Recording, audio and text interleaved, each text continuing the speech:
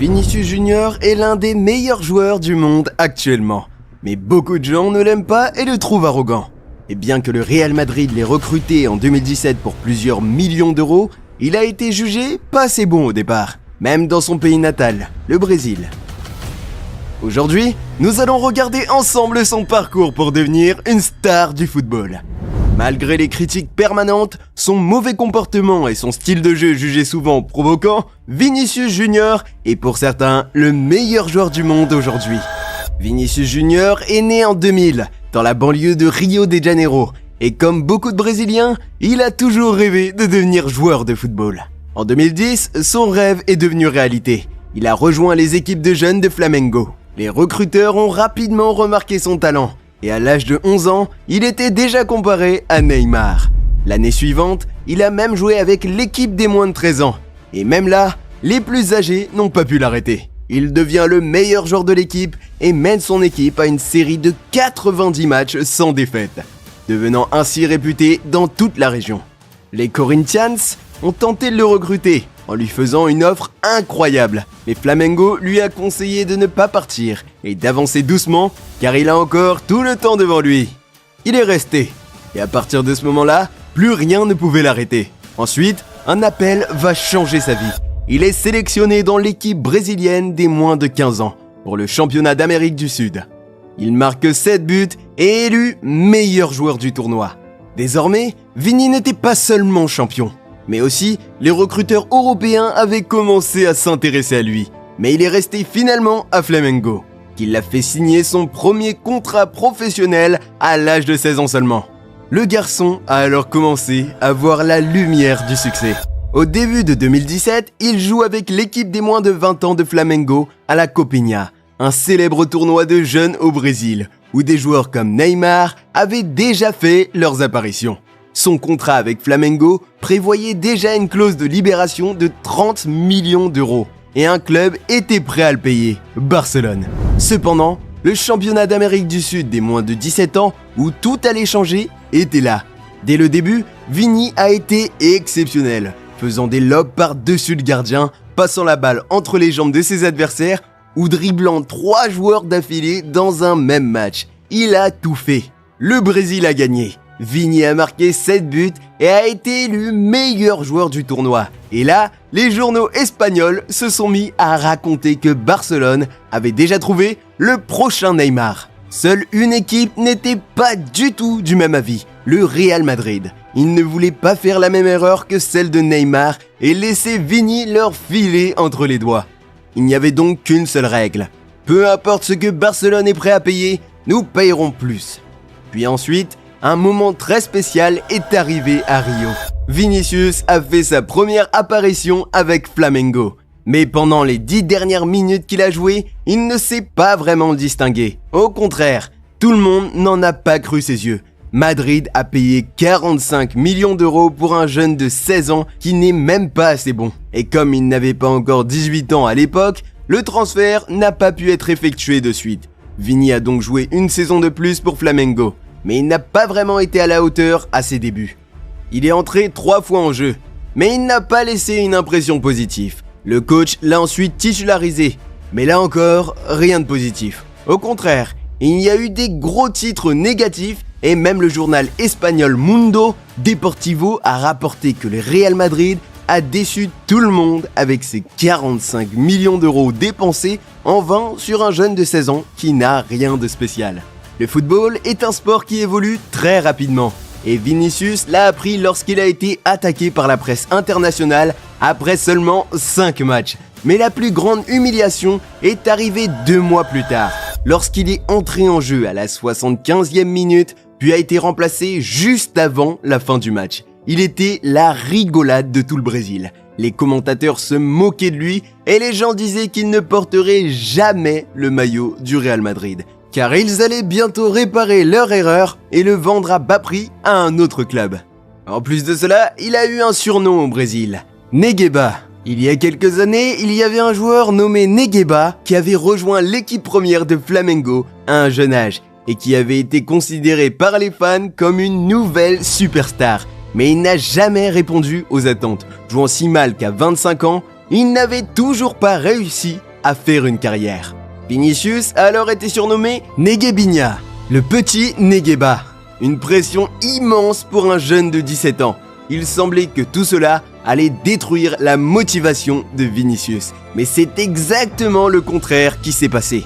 Lors des matchs suivants, il a marqué des buts et a même été élu plusieurs fois homme du match. Il jouait de mieux en mieux et les commentateurs se sont alors mis à le complimenter et à le qualifier de joueur exceptionnel. Mais déjà à l'époque, son style de jeu était souvent considéré comme provoquant. Personne n'a oublié son but en demi-finale de la Guanabara Cup contre Botafogo. Mais il l'a célébré en imitant un bébé qui pleure, ce qui a rendu les joueurs et les fans de Botafogo vraiment furieux.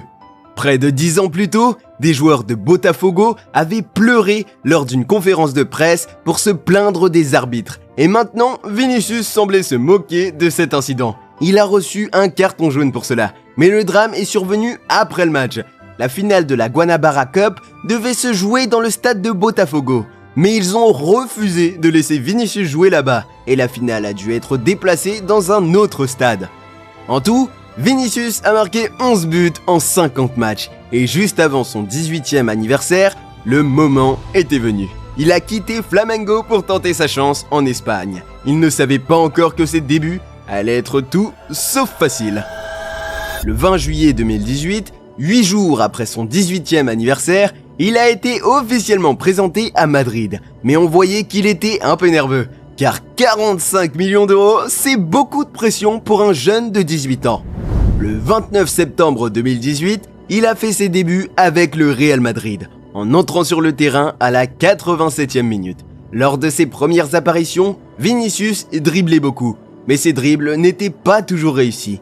Il a donc souvent été relégué en équipe des moins de 19 ans ou en réserve, ce qui faisait beaucoup marrer les fans de Barcelone.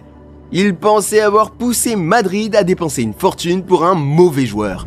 Mais ensuite, Vinicius a marqué 4 buts en 5 matchs avec l'équipe réserve, ce qui lui a valu une chance de commencer en Coupe du Roi contre Melilla.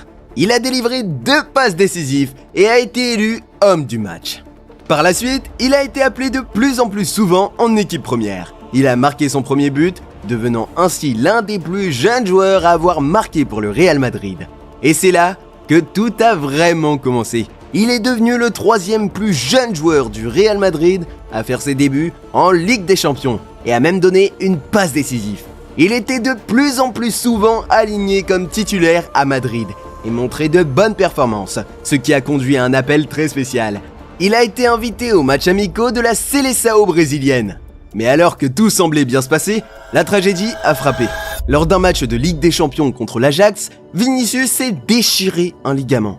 Pendant ce temps, il y a eu des changements à Madrid. Après des performances décevantes, Zinedine Zidane est revenu comme entraîneur. Vinicius a lutté pour revenir de sa blessure, mais pour une raison quelconque, il n'a pas retrouvé sa forme habituelle. Les fans l'ont hué et il n'a pas marqué un seul but pendant plusieurs mois, jusqu'à un match contre Osasuna, où il a enfin trouvé le chemin défilé. Enfin, Vini a pu sentir un léger soulagement car il vivait sous une pression insupportable. À ce moment-là, de nombreux commentateurs brésiliens affirmaient que Vinicius ne méritait pas de jouer en équipe nationale. De plus, les commentateurs espagnols l'accusaient d'être un roi de la natation à cause de ses simulations. Il semblait même que ses coéquipiers avaient perdu confiance en lui. Lors de la Supercoupe d'Espagne, alors que le match devait se décider au tir au but, les caméras ont montré Vinicius se porter volontaire pour tirer un penalty, mais l'équipe semblait l'ignorer. Il a terminé sa 2e saison avec le Real Madrid avec 5 buts et 4 passes décisives en 38 matchs. Mais le pire est arrivé lors de sa 3e saison avec le Real, lors d'un match de Ligue des Champions contre le Borussia Mönchengladbach. Benzema was caught on camera telling the fullback Ferland Mendy not to pass to their teammate Vinicius Jr.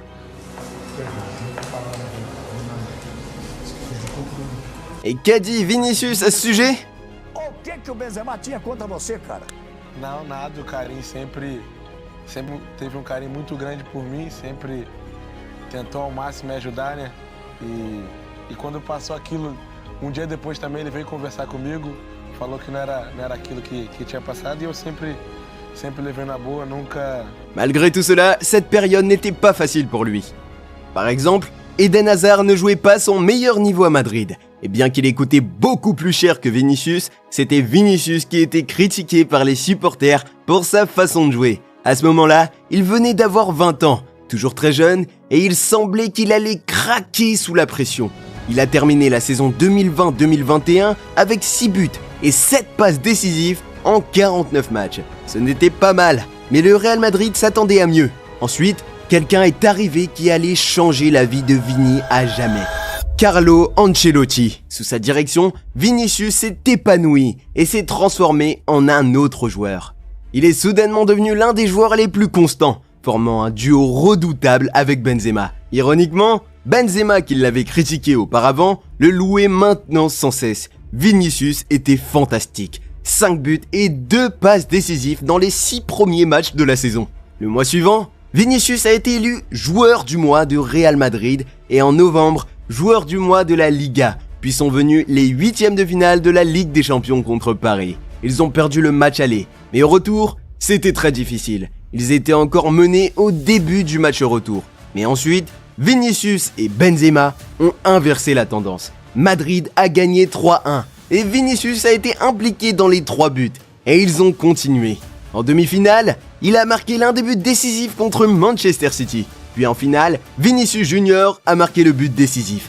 1-0. Il était champion de la Champions League.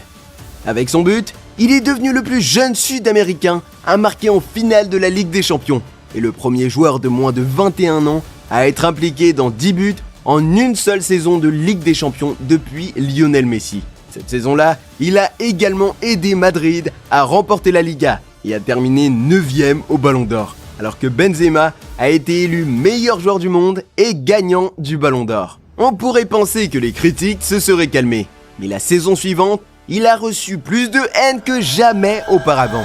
Les journalistes et les supporters espagnols se sont concentrés sur ses célébrations de buts, car il se met souvent à danser après avoir marqué ses buts. Avant un match contre l'Atlético Madrid, une poupée de lui a été suspendue à un pont et il a été régulièrement insulté en raison de sa couleur de peau. Mais il a essayé de répondre par de bonnes performances sur le terrain. Sur la plus grande scène du football, la Coupe du Monde 2022 au Qatar. Nous nous souvenons tous de ce magnifique but de Richarlison. Qui a fait la passe décisive ? Vinicius.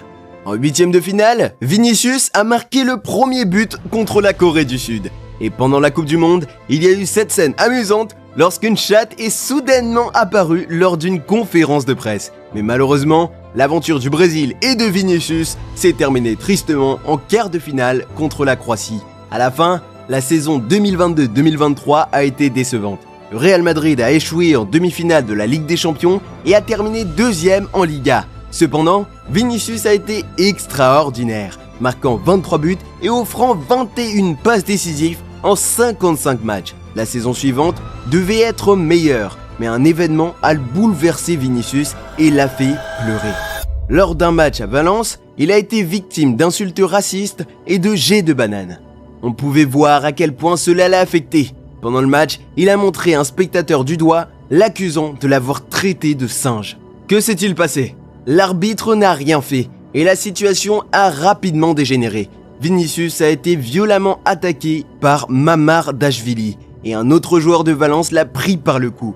Vinicius s'est défendu et a reçu un carton rouge. C'est incroyable. Le gardien et le joueur de Valence ont pu continuer à jouer. Vinicius n'avait que 23 ans et on pouvait voir à quel point ce sujet le touchait. Malgré tout, il a continué à jouer une saison remarquable, marquant des buts importants, comme le 1-0 contre le Bayern en demi-finale aller de la Ligue des Champions, et en finale, il a marqué le but du 2-0 contre Dortmund. Il a de nouveau remporté la Ligue des Champions et la Liga, marquant 24 buts et offrant 11 passes décisives en 39 matchs. Et bien que je ne sois pas fan des actions antisportives comme ici contre Kimmich, son style de jeu peut parfois sembler très provoquant et antisportif. Mais il est indéniable qu'il est l'un des joueurs les plus talentueux et les meilleurs en ce moment. Et il ne mérite absolument pas les insultes racistes qu'il reçoit.